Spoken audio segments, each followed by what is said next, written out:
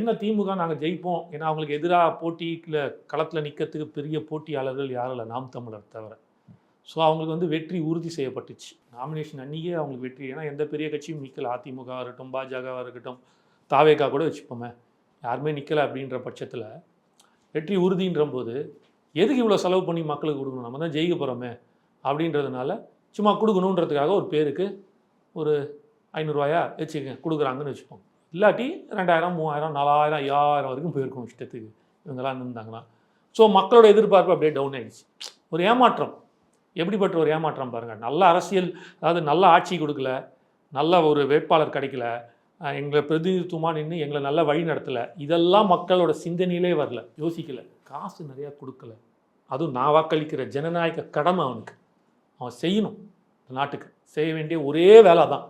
மற்றதெல்லாம் அடுத்தபடி அரசாங்கத்துக்கான செய்ய வேண்டிய விஷயங்கள்.